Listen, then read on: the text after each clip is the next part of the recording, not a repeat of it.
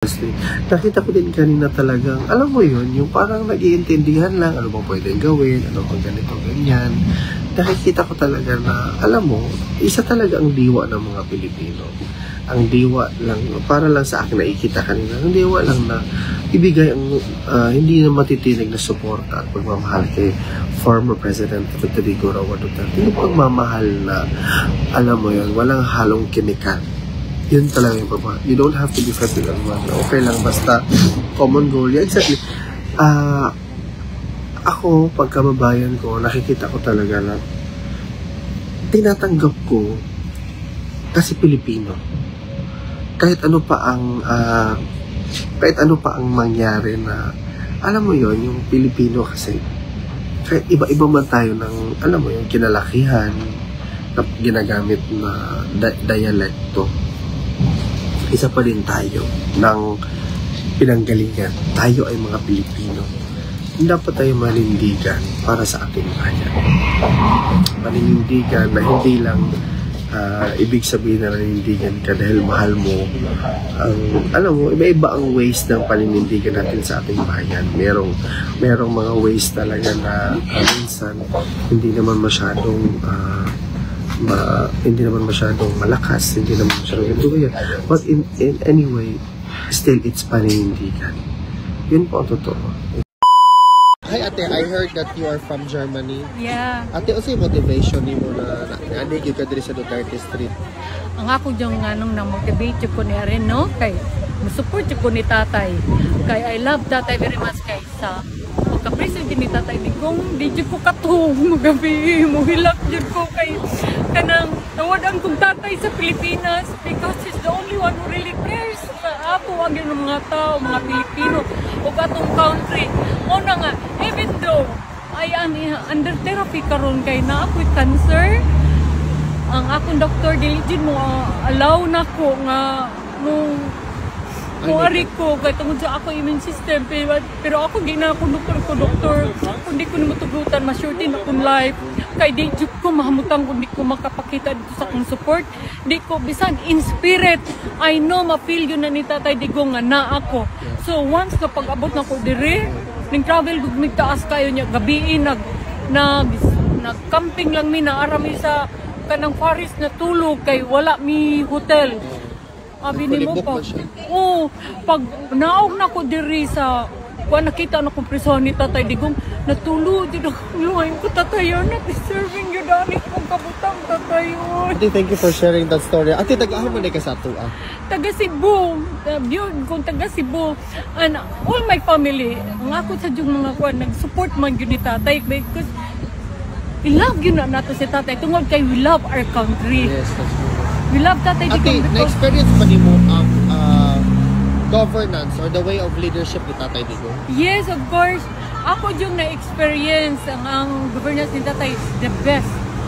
Nakakuan ko safety ni Tatay Digong. Nakakuan ko nga, ang tanan kanian to nga mga drug addict before ni Tatay Digong. Murag mga sumbi now pero pagka Tatay Digong no, mga gwapo no kaayo, mga healthy kayo din ang mga criminality na minus yun. But before, mga karon no, after Tatay Digong na ako mag-compare kay ang mga gwapo ka ni adto karon mo na gyud mga zombie. Last year ni uli ko sa Pilipinas, sus naluoy ko magtan-aw sa mga batan-on kay grabe kayong ilang kuan na praning na gyud ba? Na praning na gyud kay very weak ang atong leadership mo. Ate, if you are given an opportunity to say something kay Tatay Digong karon higayon na, what is your message to him? Tatay Digong, stay healthy gyud Tatay Digong kay kami mga Pilipino na gyud minimo we stand with you Tatay Digong and then stay healthy kay ang Philippines nag-need mo, the Filipino people really needs you Tatay.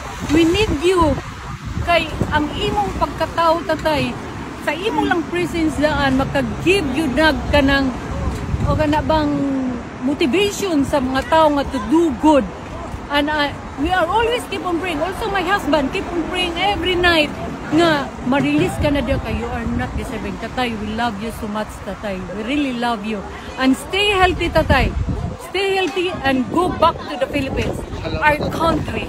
Yeah.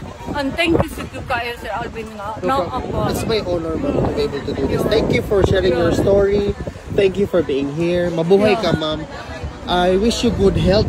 Ilaban na to na siya, ma'am. And I wish you the best of everything. You deserve nothing less.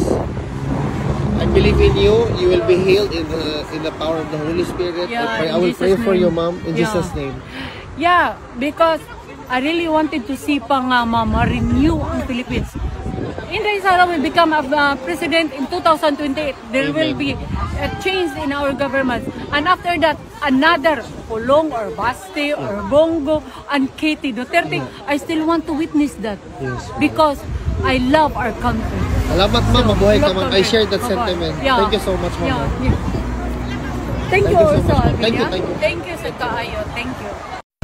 Ay, ate, ano po yung Father's Day message mo kay Tatay Digong? Hi, Tatay. This is Geraldine Hernandez Martins from Europe, Pinoy.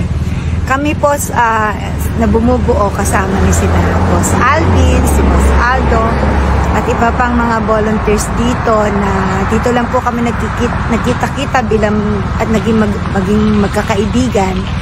Kami po ay malakas ang loob na sumusuporta sa paninindigan mo. Ngayon po na ikaw ay nasa loob, kami naman po ang lalaban para sa'yo. Sa totoo, Tay, hindi kita kaano-ano, pero nung malaman kong kinuha ka, parang naalala ko yung tatay ko. So, yun personal motive ko yun. Pero yung professional side of motive, ang dahilan na nandito ako talaga is I truly believe we have a very good working justice in the Philippines. Simulat sa pool, wala akong pinapanigan ng politika, but the first time I knew one of the member of the family, of Duterte family, Madam VP Sara Duterte, I knew that she will become a very good leader of our country. So naniniwala ako. Wala po akong kinakampihan, pero yung po ay personal kong paniniwala base po sa nakikita ko at nararamdaman ko po sa inyo. And Tatay, palakas ka. Happy Father's Day. Hi, ma'am. Ano po yung Father's Day greetings niyo para kay Tatay? Yes, buenos dias. Happy Father's Day. I hope you are good health and good mind and healthy living. Hi, ma'am. Ano po yung Father's Day message niyo kay Tatay Digong? Tatay Digong, please stay healthy, Tay, because millions of hearts are loving you here. So don't lose hope and don't get lonely kasi marami kami dito sa labas naghintay sa iyo. Happy Father's Day, Tatay, and we love you so much. May God bless you, Tatay. Stay healthy and strong always. See you soon sa labas. Love you! Hi, ma'am. Hi. Ano po yung gusto niyong mensahe for the Father's Day para kay Tatay Digong? Okay. Hi, Tatay Digong. Wish ko lang po Happy Father's Day. Tapos yung health niyo po, yun ang pinaka-importante. Tapos laban lang tayo.